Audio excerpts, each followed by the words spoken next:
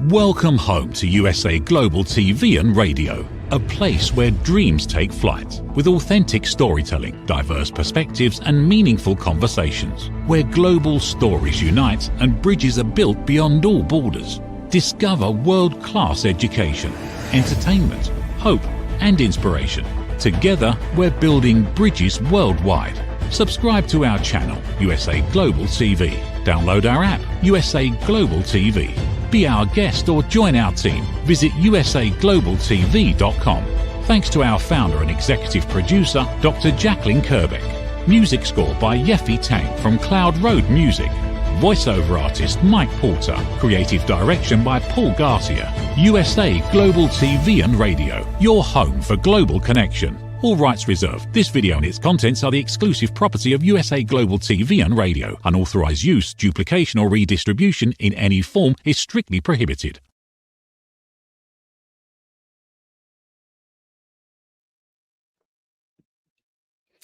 Welcome back to USA Global TV and Radio, where we are excited and thrilled to bring you another episode of The Business Show. That's right. We were just here a few minutes ago with an earlier episode. And by the way, don't you just love this graphic? I feel it's like we are so important, the four of us. We're literally coming out of the screen to you. So sit back and relax, because we've got three amazing people backstage, and we are going to be talking all about what you need to grow your business. You have to know your customer. So joining me today for this show is my very dear friend and mentor. He's a man who really helps keep me in check when it comes to all things related to broadcasting. He is a co-founder of ProFit for Teams, and he has extensive experience in the television industry. Let us welcome Mr. Al Sini. Hello, sir. You're on mute. There we go. Dr. Jacalyn, it's so good to see you, as always. I muted it because I fidget, and the fidgeting is something drives you crazy. So I figured I could fidget while I was muted, and now I'm stopped. So, it's funny. You brought up the show graphic that had all four heads in a conversation I had with one of our guests, Rich. There we go. He thought we looked like the Avengers. he's got a point. I'm sure he'll want to add a little bit to that. But what's exciting about this conversation today with Roland Friedel is, aside from him being a treasured member of the USA Global TV and Radio audience or family, he's going to help us use the question mark the way it was intended to be used.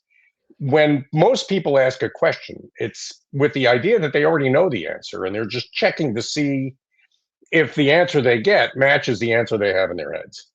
But the real use of the question mark is, I don't know the answer. I'm asking because I want to learn something, and not because I want to confirm something. And I think that's a key skill if you really want to understand what your customer needs and how to give it to them. And so this should be a fun conversation. I agree with you. And by the way, I certainly appreciate the presto changeo of the outfit from the last show. People don't know what goes into broadcasting. We've got a lot going on here of outfits here.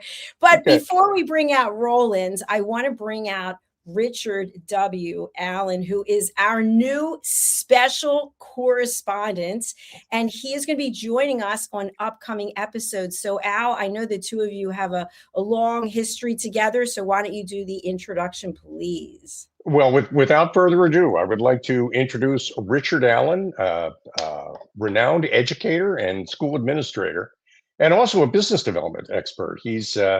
And he'll be reviewing some of the work that he does for a company that he works for. And he's got great skills in exactly the area we're exploring today, which is how do you find out from your customer what it is they really want or what it is they really need and how to give it to them. So, Rich Allen, welcome to the program. Oh, thank you. Welcome, sir. Thank you. It's a pleasure and an honor to be part of your program. It really is. I'm delighted to be here, and I'm excited to listen to Roland and see what he has to say.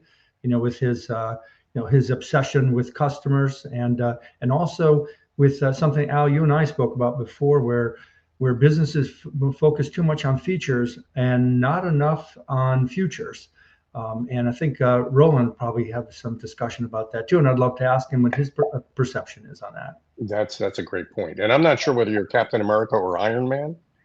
So, I'm just glad that neither of us is Mo, Larry, or Curly. That's relief. Before we bring Roland out, Richard/Rich, can you please give our audience a little bit of background about the work that you do and how you help other people? Sure. So I was an educator. I started off as a teacher for 10 years and then went into administration, working as a principal, and later in the central office where I was a principal of early college high school.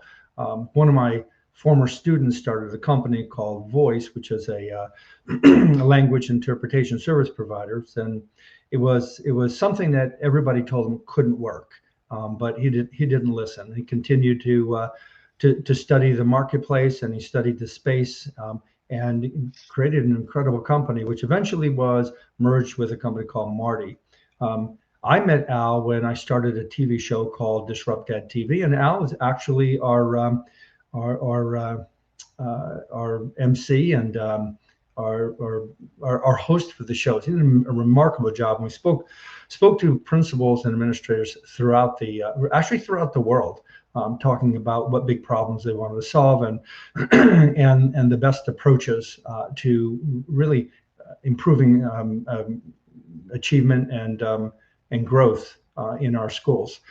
And along the way, I picked up other works. I'm a consultant with a company called Life ID, which I think Dr. Jacalyn, you and Al will be interviewing the co-founders of this really remarkable, I would say, invention. This app. It's so I'm happy to be working with them as well. I don't want to. I'm stumbling a little bit there because I don't want to give away the secret sauce or just tease you enough. But Life ID is an amazing company. So yeah, we are looking forward to that interview, and hopefully you'll be joining us as our special correspondent. I hope so. Yeah, sure. I'm excited about it. Yep. So. All right, I'm going to introduce Roland because I've been working with him for a while and I consider him to be a dear friend. So Roland Friedel is one of our team members here at USA Global TV and Radio. He's been with me almost since the beginning when he came on as a guest on a show that I think was called This Is Your Life. And afterwards, I asked him if he would like to join our team. And so he's also been my mentor. We got to meet in person last year in Vienna, which was amazing. When you actually get to hug someone that you've been working with across the screen. And what really impresses me about Roland is he's worked for some of the biggest companies in the world as a business consultant. And he also had a business going. When I first met him, he was on the island of Mallorca and he was running yoga retreats in addition to everything else he was doing. And he just decided after certain things happened or didn't happen, he was hitting the road. He was getting into his RV and he was going to be traveling through Europe.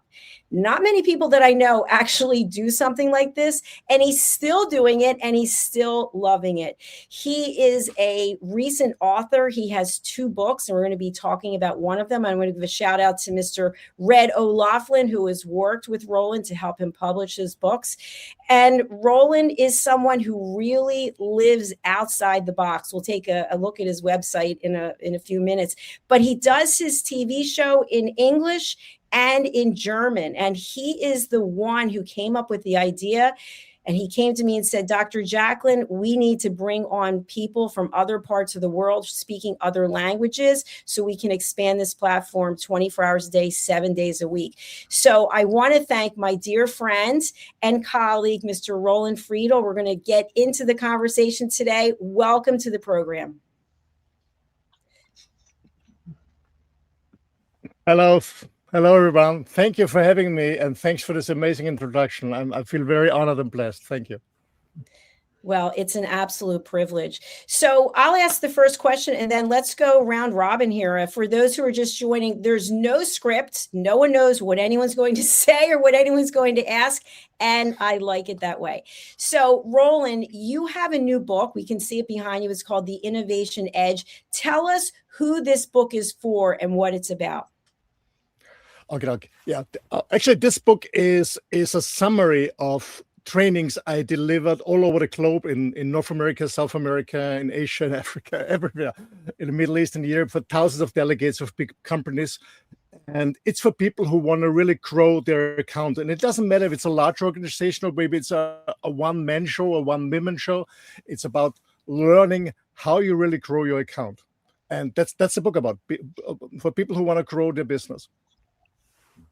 I love that. You're so well trained, short and sweet. Thank you. And by the way, Roland is also one of our producers here. So he actually has been promoted since when we first met and he started here. I'm going to go over to Mr. Sini. What do you have for Roland today, sir?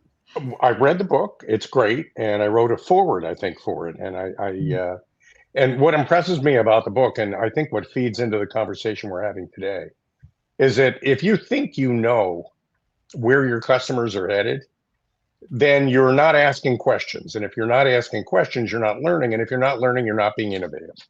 So, and that, to me anyway, is if you think you've got something and you believe somebody else ought to have it and you want to push it on them, well, that's selling. But the way you approach the problem is more like learning than selling. Isn't that true, Roland? 100%. You know, I guess around 20, 25 years ago, when internet becomes more popular, the World Wide Web, we had a change from a selling market to a buyer's market. So the prospective, the customer has much more information than the seller most of the time. So it changed differently, absolutely differently. But most companies still don't have it in mind that there was a shift, and they're still trying to sell. They're trying to sell features, but it's all about the customer. It's about what the customer needs. And even more important, what the customer wants. And for me, it's so important that we find out this difference between a want and this want and need. And that's all about learning what the really customer wants. Because I always say, no one starts a company that at the end they can afford a Mercedes-Benz for all their salespeople, or they can afford whatever product they want to buy. Everybody starts a company because they have a goal, they have a business goal, and it's finding out this business goal, where the customer wants to go, and then bridging the gap with filling the need.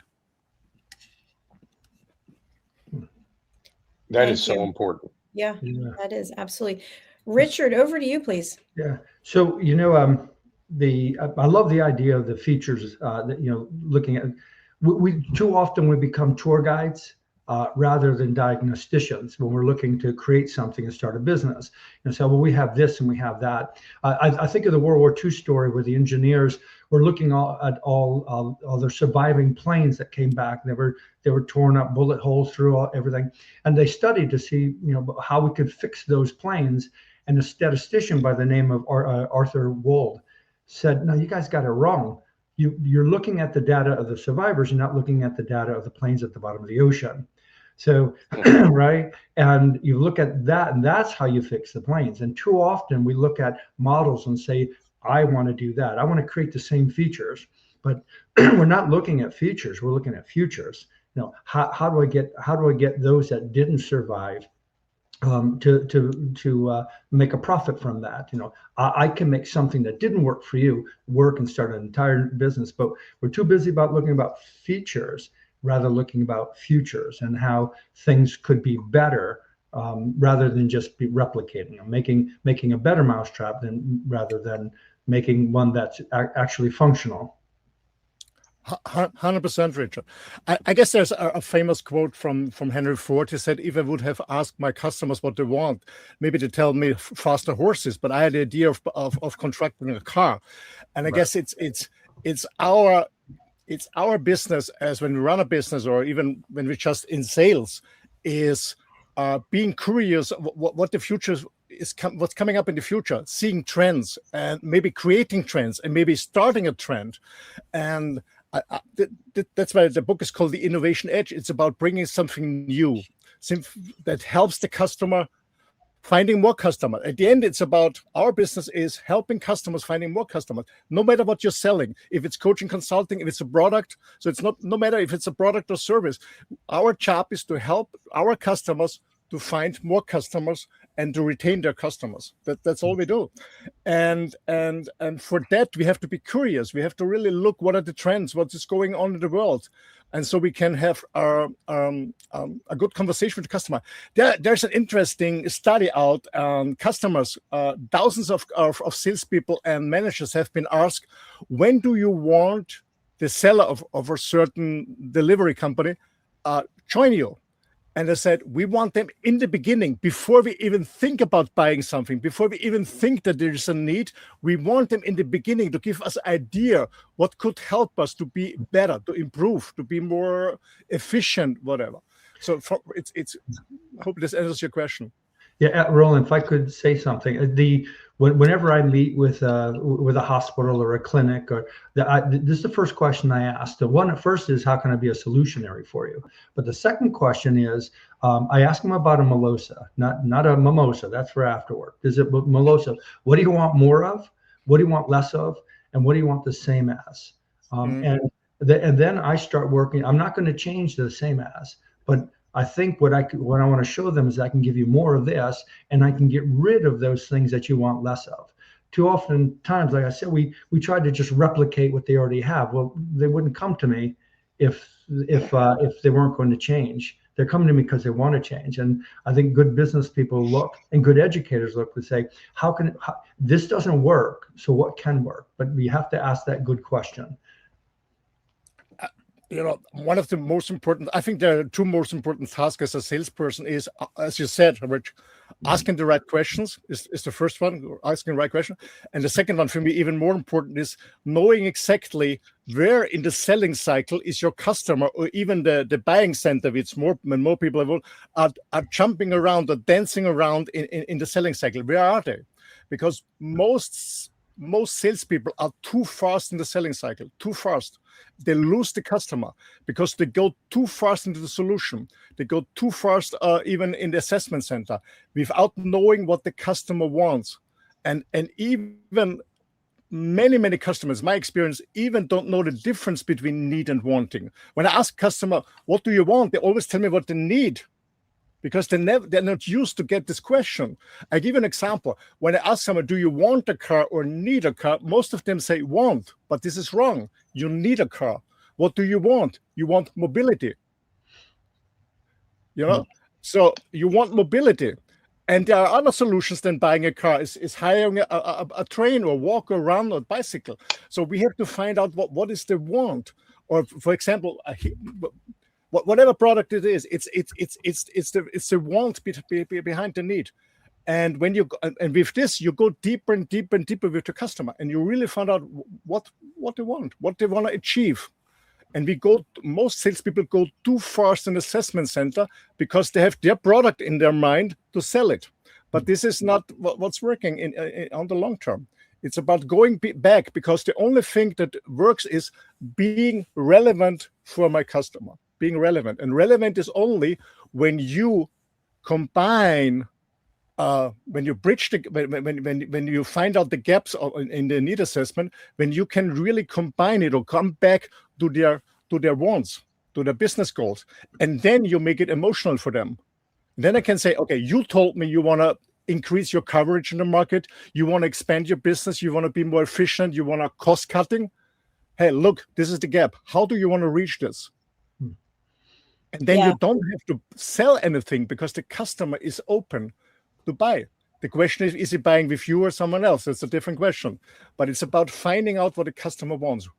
And most salespeople have an idea where the product fits in, but they have no idea about I call it to broaden the agenda, to understand the customer. In which market are you in? What are your challenges? Who are your customers? Who are your competitors? How do you find customers? Why are you losing customers? How is your retention rate? And that's the most important thing.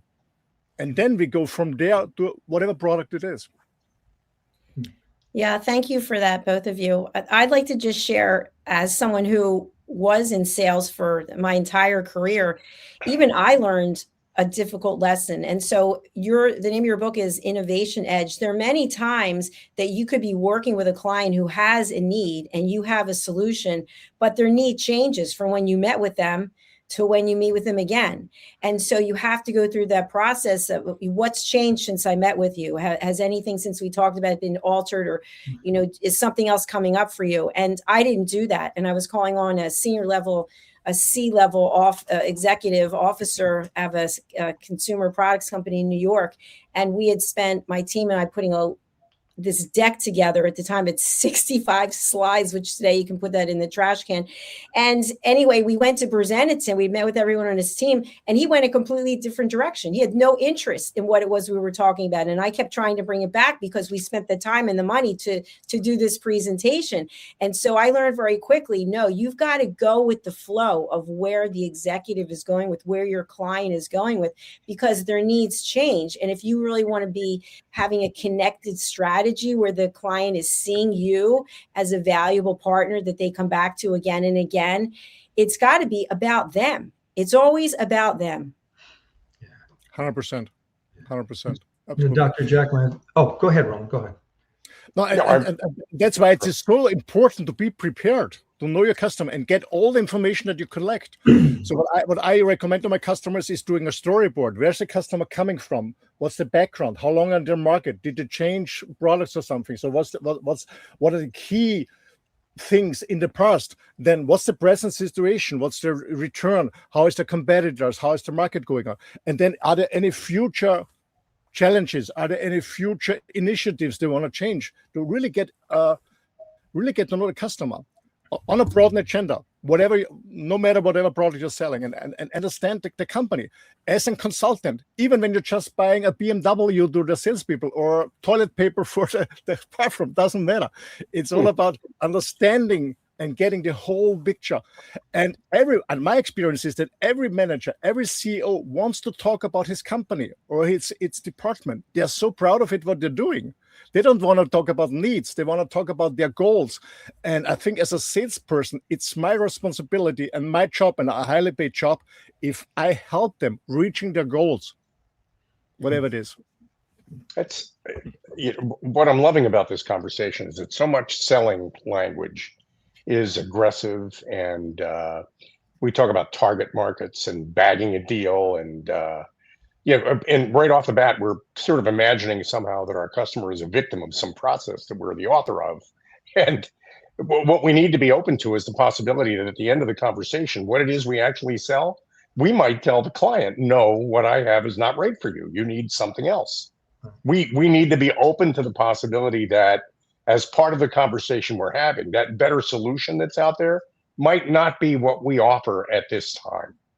And, I think as soon as you flip the script and you make it more like farming and less like hunting, you create the environment in which a customer might be willing to buy what you have to offer. They might argue with you, say, you know what, I don't think maybe what you have is actually a good fit for what I need. Have you ever seen that, Roland, in your experience working with clients? Yeah, 100%. 100%. I have a nice example. Many years ago, 30 years ago, a friend, still a friend of mine. He had a very successful pharmacy shop. Actually, two. He's making millions on that. And what we did is, I don't know how it's working in the US, but here in Europe, you go to the doctors or medical advice and you get a prescription, and then you go to the pharmacy shop and you get the medication, whatever it is. And that's what all the pharmacy shop do. Easy money, The medical doctors bring you the customer. It's easy money here in Europe. You make a hell of money. And what I told him, and I teach him, and his stuff is, go deeper. So when someone comes in with a prescription, it's summer, okay? But whatever they need, I don't know, if they have a headache or a pain or whatever it is. But it's summertime. I said, oh, by the way, are you going on vacation?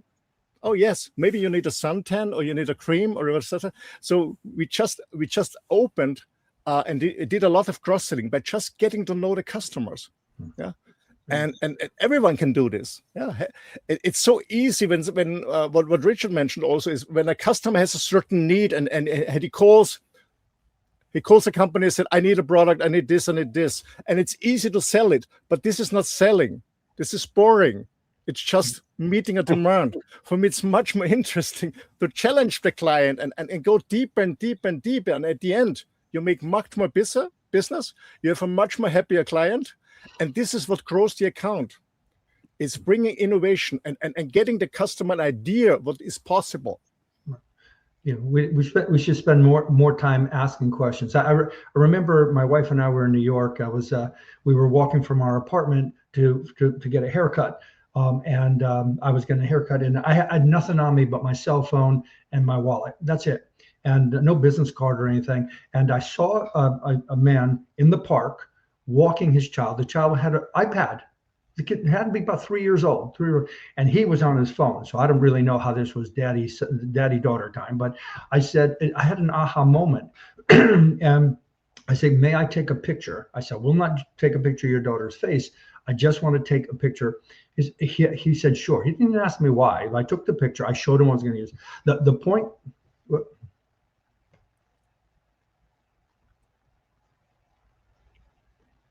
Richard, you're still with us? Yeah, it looks like I just got bounced off a little bit here. No, you're still here. Oh, you can. Okay. Yeah.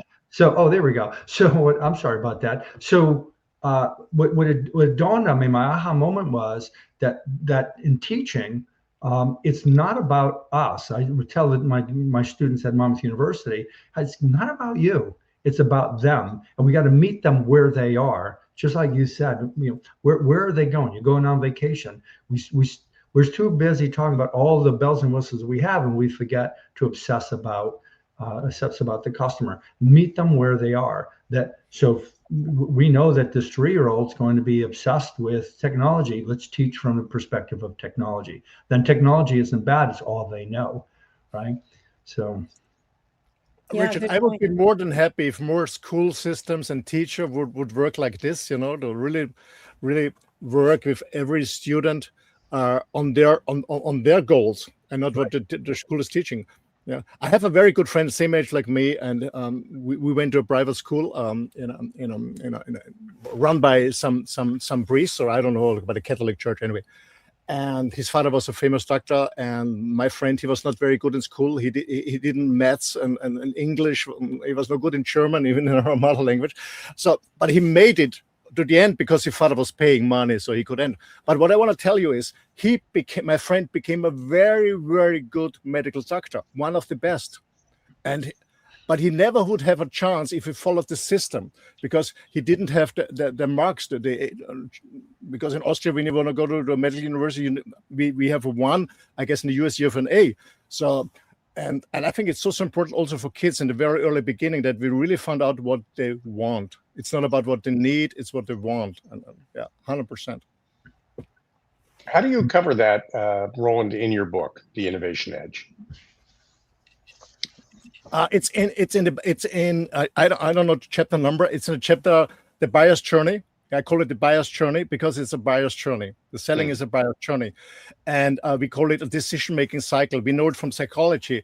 Then when somebody offers you something, you go to 4 psychological steps. So in the beginning, when somebody opens a conversation with you, the first thing is that you justify your status quo. I don't have time. I don't have money. I don't have a demand or whatever. That's the first thing when they open it. And then it's about overcoming this. And you can overcome this by finding out what the customer wants, not what he needs, what he wants. What I mentioned many times. What's his business goals? What is business goals? And when you have a very good connection, and I think it's also very good feedback about your relationship to the customers. When I know a customer very well, I go even deeper and I say, okay, what's in for you? What's your personal goal in this? Okay, you have business goal, but what's your personal goal? And when you know this, and you can help this person not only reach their business goals, but only their personal goal, then you're the master. And then you have a long-term relationship. You're not just a delivery company delivering something. You have a long-term relationship. So, and then you go from step to step for all this selling cycle, and it's covered in the chapter, the buyer's journey. Thank you for that question. Something that I'd like to discuss. When you think about Amazon, most people are familiar with Amazon, and I know I buy a lot of things from Amazon. I'm not going to malls. I really apologize once in a while, but I buy things online because it's easy and it's convenient. And what will happen is when I put something in my cart, I'll get something popping up saying, customers like you also purchase this. And I start thinking, you know what? I could use that. I do need some light bulbs that go with the lamp. I do need some batteries that go with whatever it is. And before I know it, I've got 5, 6, 7 things potentially. So Roland, my question for you is thinking about innovation. Many business owners are not interested in being on social media. They don't want to do it. They don't see the value of it. It takes time. It takes money. And yet I'm using it all the time. I'm in the Wharton School of Business Chief Strategy Officer program because I saw it on Instagram. It popped up on Instagram and I became a client. What do you have to say to business owners out there about innovation and embracing social media to help grow their business and get to know their clients? That's a very good question. You know, I'm actually more and more businesses are coming to social media, but some are really came too late. So somebody are usually certain social media that's out of, for example, Facebook. The youngsters like my kids, they don't use Facebook anymore. They go to TikTok. So there's always a trend. But social media is very, very important because normal advertising is not working anymore. Man, who buys a magazine? Who watches a normal TV show with commercial or listens to radio with commercial breaks or whatever? So it changed totally. And I think that social media is absolutely key. The question is, because when I talk to customers, they say, yeah, I prefer Facebook, or I prefer LinkedIn, or I prefer whatever, TikTok. And I said, that's interesting. How about thinking first, who is your targeted customer and which social media gets do they use? First of all, you have to know where your customer jumps around. Is it more on TikTok, on Facebook, on Instagram, or whatever it is? So, and it's the same, you know, they have an idea, okay, social media is cool, and then they jump in without having no idea where your customer is. And then the next step is, how often do you post? What is the best timing and stuff like that? Social media is critical, but it's difficult. It's difficult, and I think there's no strategy on social media. It's 20% strategy, 80% is just learning, posting, and observing your post, how many likes you get, how many interactions you have, so people are writing. But social media is absolutely, it's the future, 100%, and it's coming more and more. That's you know, I kind of want to point out an awful lot of people that I know that are in sales kind of come from the Moby Dick school of selling.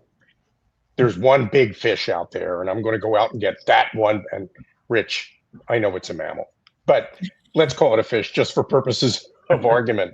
There's one big fish out there. I'm going to go out and get that fish. And the whole book is about one fisherman and one fish. That's it. There are plenty of other fish out there. And if you're not doing something in social media, angling to meet new people, if you think that your future is just closing this one deal, then you're focused on something that probably will never land. And I just want to point out, and Roland, I know you cover this in the book. It's about possibilities and opportunities. It's not about definite solutions. It's about dealing with the fact that we're in a gray area here where we don't know who's going to express an interest. So we want to try to reach as many people as we can with what we think is our value proposition. 100%. I mean, I remember back 40 years after university, when I was in marketing and then working for a PR company and doing commercials, you know, there was no internet at the time. And the customers always ask, you know, big players always ask, what the best? Do you make print magazines or newspapers? Is it radio? Is it TV? And we always said, we have no idea. To be honest, we have no this effort. We have no idea. It's a mix. We don't know. Now we have tools, you know. Now we have tools with internet. We can do much more research on customer behavior, but we have no idea. So it's the mix, but now we really be much more precise where we are shown, because we can really find out every customer. It's so easy to Google everything or ChatGPT or whatever tool you're gonna use, and asking, okay, my target customer is male or female, this age, this background, this income, whatever. And then they find out, okay, I do this when I promote. I always ask AI about my customers. Where do I find them, and which social media tool is the best at what time and what they want to see. 100%. One of the things about you want to look to see where they might be. But in a lot of companies create their customers. A perfect example is Michelin. They were building these beautiful tires, everybody had them, but they were one-time customer. because they lasted so long. People weren't driving. So what did they do? They created the Michelin 5-star restaurant thing, and they created this guide, right, where where the best restaurants were. So people got in their cars and started driving to them. What were they doing? They're wearing out their tires. So what do they need? They needed tires. So they were not just looking for them, but they were creating them. They were creating them out of thin air. Otherwise, it was a one and done. And now they have repeat customers because they're driving to all these restaurants. That's such a good example. And I just going to give a shout out to the Wharton School of Business, because that is something that we've been talking about in the Chief Strategy Officer program. It's about a connected strategy. It's about predicting what it is that your client needs before they even know that they need it. And I just want to give a shout out to Roland, because I think one of the greatest pieces of business advice that you ever gave me was a number of years ago when I was still doing this, but I wanted to do something else on the side. And you said to me, where does it fit in with your strategy? How's it going to help you grow what you've already built? And I said, you know what? It doesn't fit in anywhere. It doesn't make any sense. But it was one of those dangling carrots. And so that's where I want to bring this all back to one place. When we think about innovation and we think about steps to acquiring and keeping a client/customer, we can't be everything to everyone. And in the business coaching that I do, I'll ask, well, who's your client? Everyone is not your client. Everyone is not your customer. So Roland, what would you say if someone gave you that answer? Everyone's my customer. Everyone's my client. Most entrepreneurs who start from scratch, from the beginning, and ask them, okay, I don't know, especially in the coaching scene, where when I consult some coaches, and I said, okay, who is your target customer? I said, everyone needs it. And then, but that's not working, because that's not working. You have to really find your target customer and start it with one niche. Especially today, with this, everyone can sell everything on internet. On the other hand, you have more opportunities because there's a larger market. On the other hand, you have more competition. Well, the medal have both sides. So I think it's also important to find a niche and start with a niche and have a clear strategy.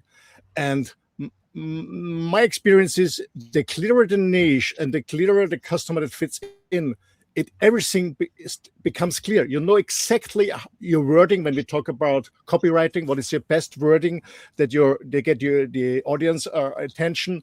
Where's the best social media that you use? What's the best approach? Whatever it is.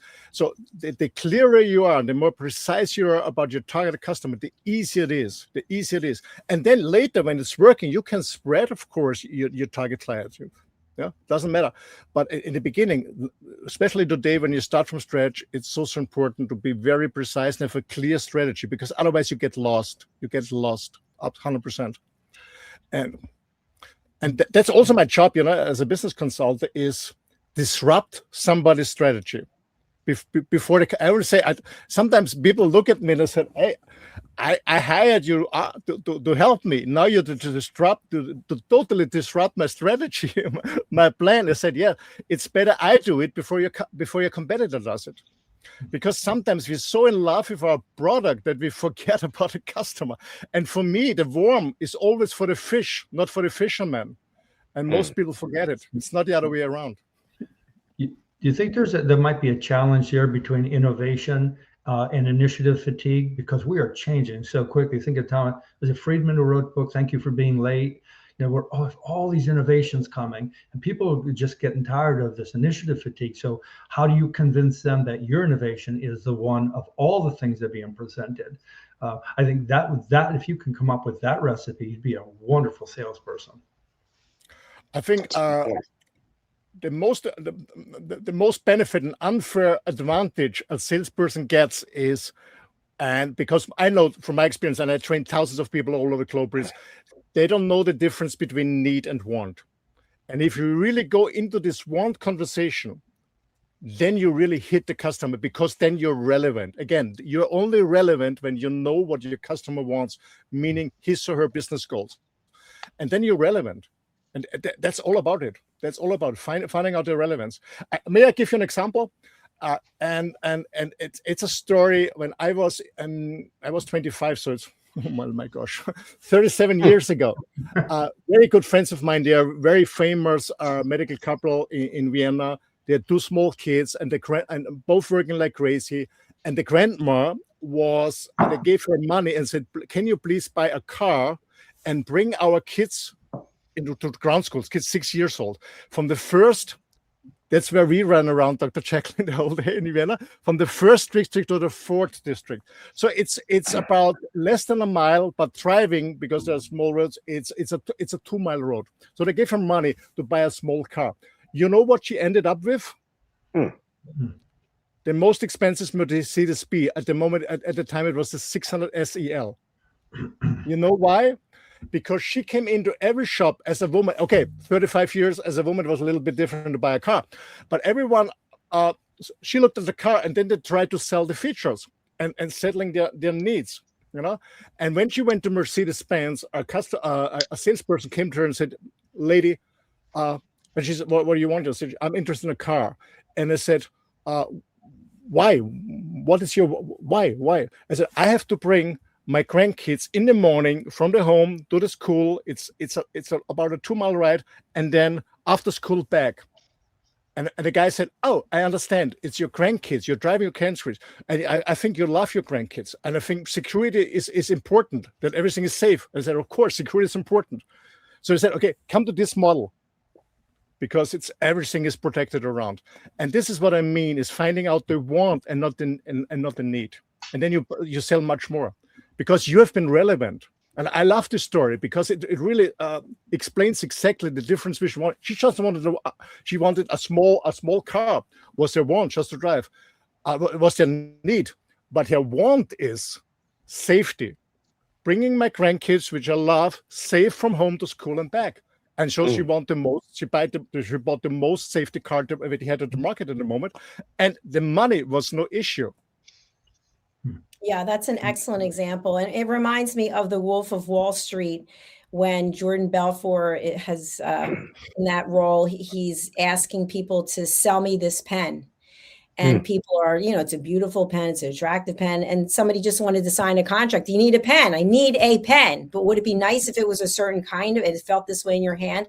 So I think that's a great way to bring this show to a close. So my friends, we have to say au revoir, adios, and au revoir. See you later. Ciao. Whatever ciao for now. But before we do, I want to just thank you all for being here for this episode of The Business Show. Let's start with Roland. What is the best way for someone to purchase your book and or hire you as a business consultant? Thank you for this opportunity. Yeah, for purchasing the book, the best way is to go on Amazon, on Amazon.com, and put in my name, Roland Friedl, and the Innovation Agent, and you find the book. It's available as a paperback and also as an ebook, as a Kindle version. And I'm thinking about it also Audible too, because I know that most men love to listen to books and not reading them anyway. So that's Amazon. Yeah, it's all about meeting your customers' expectations. And yeah, the best way to contact me is sending me an email. It's office@and my name, rolandfriedl.com. This is my so-called main website. And when you scroll down, then you can link to my business website, which is for businesses. It's SBS, Partner Performance Systems. This is SBS, this is Partner Performance System. This is my business website. Then WLR is Wireless Life Rocks, where I coach individuals who want to have the same crazy lifestyle like myself. And Sparing for Men is something different. I do a lot of men's work because I know that men need a lot of support. That's what I'm doing. And yeah, everyone is you can also find me on LinkedIn, on Facebook, on TikTok, on YouTube, on Instagram. Yeah, whatever fits for you. So just let me know. And I always say, you don't have to have a problem to contact me. I just love to connect with people. It's all about sharing and caring. You're welcome. Thank you so much.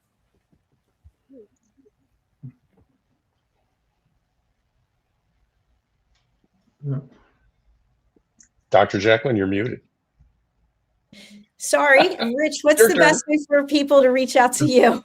Well, the best way to reach out at my personal email address at rallen60 gmail.com. And Dr. Jacalyn, if I could just say something, if all the people wanted to watch the show and learn, hopefully by the end of today's episode, they know that they needed to listen to Roland speak today.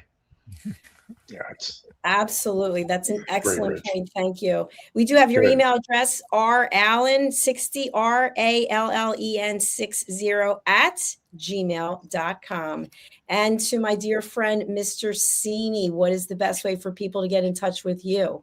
The best way to reach me is by email, al@pro-fit4teams.com.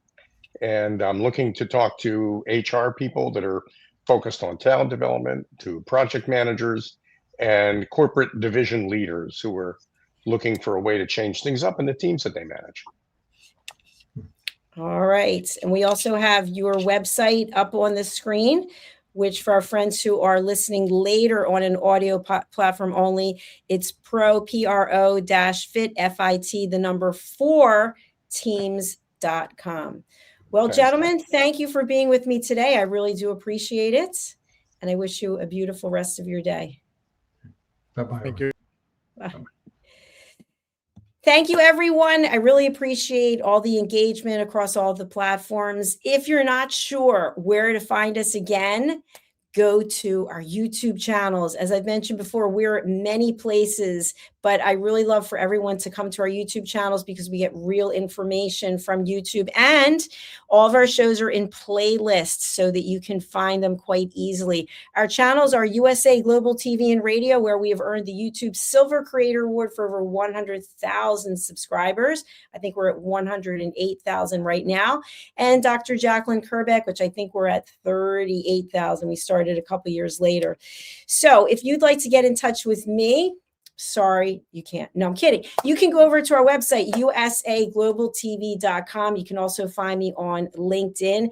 And I am now aware of the fact that apparently I have 2 LinkedIn accounts, one on Chrome and one on Safari. So I really can't explain it, but one has 60 followers, cry, and the other one has thousands. So follow me on either one. I'm quite happy with that. All right, we are moving on to our next program for the day. Thank you again for being here. I really do appreciate it. And let's give a little salute to our beautiful graphic as we end, and we'll see you again on a future episode. Thank you, viewers and listeners of USA Global TV and Radio, for joining us today. We're honoured to have your time and attention as part of our global community. At USA Global TV and Radio, we believe in the power of authentic conversations, meaningful connections, and creating a world of possibilities together. Want to be part of something bigger? Join our team of elevated listeners at usaglobaltv.com, a space where your voice matters and your ability to listen transforms relationships. Stay connected with us across all our platforms for thought-provoking discussions, expert insights, and empowering stories. Subscribe to our channels at youtube.com/c/usaglobaltv. Follow us on social media and explore the endless opportunities we're creating for growth, learning, and inspiration. Together, we're not just broadcasting, we're building bridges and changing lives one conversation at a time. For inquiries, contact us at info@usaglobaltv.com. Produced by Executive Producer and Director Dr. Jacalyn Kerbeck. Voiceover by Mike Porter. Creative direction by Paul Garcia. All rights reserved. Visit usaglobaltv.com to view our full terms and conditions.